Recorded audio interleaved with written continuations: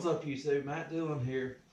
Today I'm needing to rotate my tires on my vehicle. I thought it'd be a good opportunity to show you guys how to put on a spare tire if you're ever in the situation that you're caught out somewhere and you have a flat. So today we're going to have a little scenario. Let's say that this tire right here is the one that went flat. This is the tire that went flat and you'll need to put a spare on it. Every vehicle should have everything you need to put a spare on a vehicle, but you should always check and make sure that it has everything. Today you're going to need a jack, a tire iron, and a spare tire. Now, most of the time your vehicles come with your standard ordinary tire iron, and mine did, but I have no earthly idea where in the world it is. I thought it was in my vehicle, but it's not. So today I looked out and I'm just doing my spare in the garage. If you experience a flat or you experience a blowout, the first thing that you need to do is to get off of the highway. You need to get off the highway into a safe area away from the traffic and be able to work on your vehicle without getting hit by a car, needless to say. Now today's scenario, like we said, is the front tire's flat. Even though nothing's wrong here, this is just learning, whatever. I've always been taught and everything to not put a spare on the front of a vehicle due to it being a littler tire. A spare tire is nowhere near the size of the regular tire that's supposed to be on your car, and it's not designed to actually carry your vehicle for a long distance. A spare tire is not meant to actually be on your vehicle for an everyday tire. This tire right here is for emergencies only, and pretty much just there to get you to a tire shop so that you can fix your tire and have a new one put on. So, okay, we've learned that a spare tire isn't as good as the normal tire, and that you shouldn't have it on the front because of that tire is the one that actually steers your vehicle. And so what we're going to do here, since this one is the one that's flat, we're going to take this one off, put the one on the back up here, and put the spare on the back. Now that'll work on about 90% of your vehicles, your trucks, and your cars. Now if you have an exotic car or a high performance car, they will have a bigger tire on the back due to performance or whatever the reason may be, and you won't be able to do what I'm going to show you here today. But on about 90% of your cars, you will be able to do what I'm doing today. First thing you want to do is you actually want to break loose all your lug nuts that you're going to be taking off, because if you jack this thing up in the air, you're not going to be able to break loose all the lug nuts, and it creates a hazardous situation.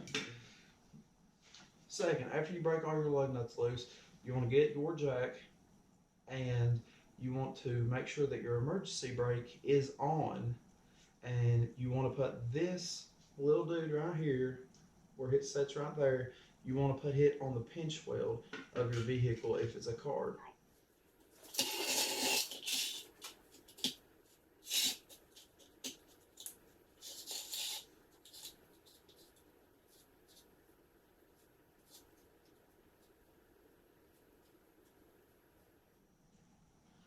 Luckily today I have a flat surface that I'm able to do this on, but if you are in a situation where you are on the side of the road and you are on a slope, it would probably be the best idea just to limp your vehicle to the nearest flat spot, so whenever you start jacking your vehicle up off the ground, it's not as likely to fall off of the jack, because this is an emergency jack. It's not actually designed for much other than emergencies, and you got to keep yourself safe out there.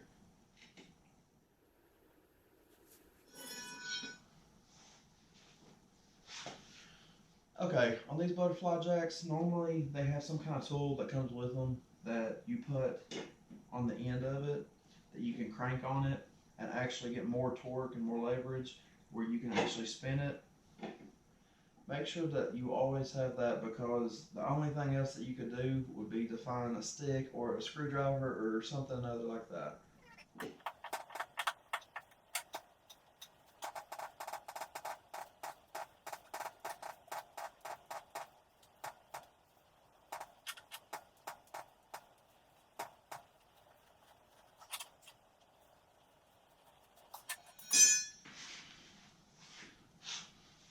Okay guys, we got this vehicle jacked up, and I just want to remind you guys, while using one of these, be very, very cautious. Do not put anything of yourself underneath this car while it's jacked up.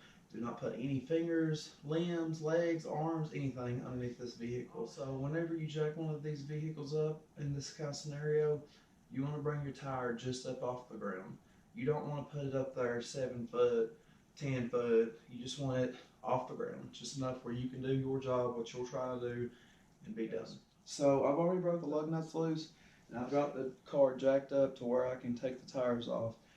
And if you guys remember in the beginning, this is the tire that's supposedly flat.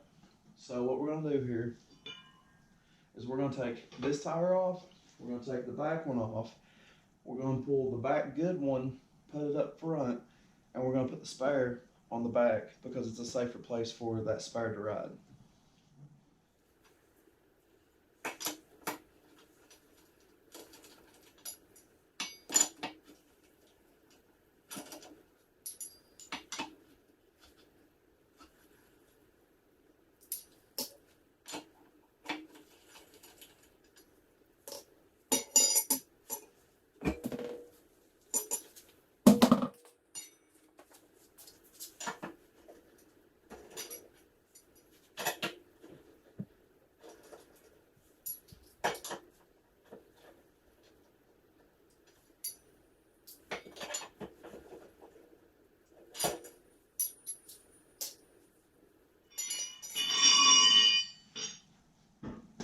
Okay guys, so we've got the back tire off of the back.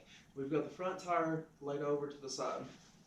We're going to bring this back tire, we're going to put it up on the front, and after we put it up on the front, we're going to get the spare put on the back. Now at this point, what you want to do is you're just wanting to put it on the vehicle, get your lug nuts, and tighten them down as tight as you can with the wrench.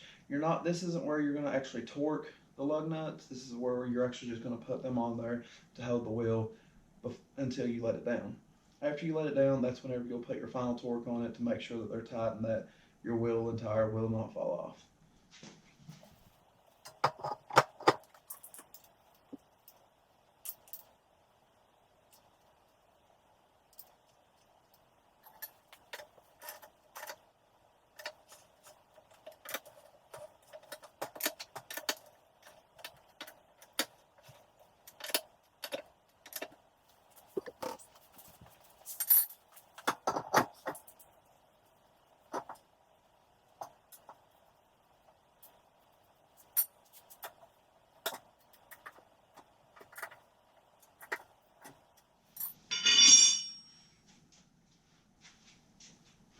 Okay guys, we got the tires on, we're ready to lower this vehicle down, put its final torque on it, and I'll teach you guys how to exactly put torque on a wheel if you're out on the field.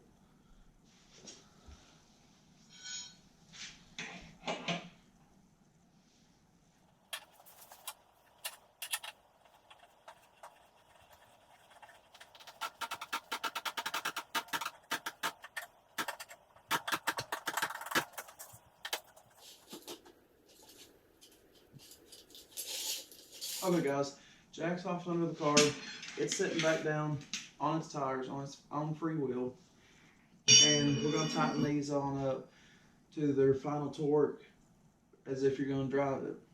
Now this is a 4-lug car. Most of the time there's a 4, a 5, 6 lug, 8 lug. There's all kinds of different wheels and styles and vehicles out there. But whenever you actually tighten the lug nuts on your vehicle, you don't just want to tighten them up like there's one, there's one, there's one, there's one, there's one, until you tighten it up all the way around. You actually want to use a star pattern, and pretty much the star pattern is the easiest way to remember it.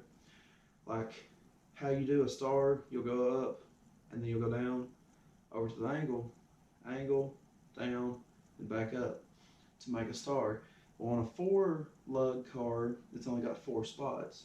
So what you want to do is you want to go to your bottom, your top, left, and then right. You don't want to go around. On a 5-lug, it's just like the star. Up, down, side, side, down, up. Same thing as you go up. I hope you guys have liked this video today. It wasn't nothing real special or dramatic. It was just something that I kind of thought of, and I was needing to do this anyways today. So I thought I'd show you guys how to put a spare on your vehicle if you ever needed to.